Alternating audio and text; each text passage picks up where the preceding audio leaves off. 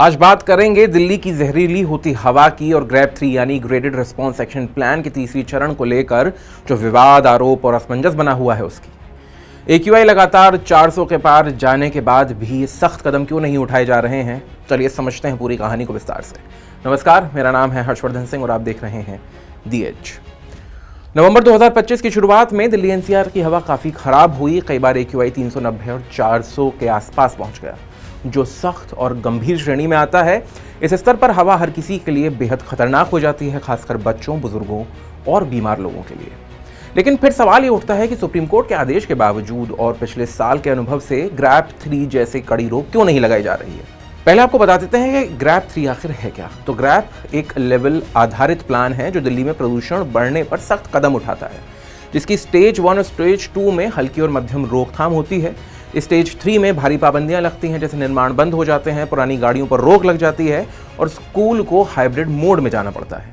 फिर आता है स्टेज 4 जो कि इमरजेंसी होता है, जहां सभी गतिविधियां लगभग बंद हो जाती हैं। सुप्रीम कोर्ट ने दिसंबर 2024 में साफ कहा था कि AQI 350 के पार होते ही ग्रैप 3 अनिवार्य हो जाना चाहिए। अब बताते हैं आपको कुछ आंकड़ों के बारे में। तो नवंबर 2025 में दिल्ली में AQI की तुलना करें तो मूल रूप से 2024 से बेहतर स्थिति रही, मगर ये आंकड़े सरकारी आंकड़े हैं, ये आपको बताते चले। यही आधिकारिक रिकॉर्ड बताते हैं कि 7 नवंबर तक के 5 दिनों में हवा कई बार पिछले साल की तुलना में बेहतर थी, लेकिन दिसंबर जैसे महीनों में उसे लेकर चिंताएं बढ़ी हैं। दरअसल 2024 में 13 नवंबर को ग्रैप 3 लगाया गया था, लेकिन इस साल ऐसा नहीं हुआ। अब इस पर सरकार का तर्क क्या है? तो अधिकारियों का कहना है कि ग्रैप स्टेज 2 में अब पहले से ज्यादा सख्ती लाई गई है, इसलिए स्टेज 3 की तत्काल जरूरत महसूस नहीं हुई। वे कहते हैं कि पिछले साल की तुलना में इस साल प्रदूषण कम था, लोग खुद स्वेच्छा से कारपूलिंग कर रहे हैं, वर्क फ्रॉम होम बढ़ा है। CAQM ने बताया है कि मौसमी बदलाव और ज्यादा वेंटिलेशन की वजह से हालात अभी संभल रहे हैं। मगर वहीं आती है कुछ आलोचना। तो विशेषज्ञ और नागरिक कहते हैं कि हवा अभी भी बेहद गंदी है और ग्रैप 3 ना लगाने से जनता के साथ जोखिम है। आलोचक सरकार को कहते हैं कि आखिर प्रदूषण नियंत्रण में देरी क्यों है, क्या यहाँ कोई राजनीति या आर्थिक कारण है? कंस्ट्रक्शन और वाहन उद्योग में ग्रैप स्टेज 3 के कड़े नियमों की वजह से दबाव की अफवाहें भी हैं। सुप्रीम कोर्ट के आदेश का पालन न करना लोकतंत्र में कानून के राज्य पर सवाल उठाता है। अब बात करते हैं प्रदूषण के मुख्य कारण क्या है।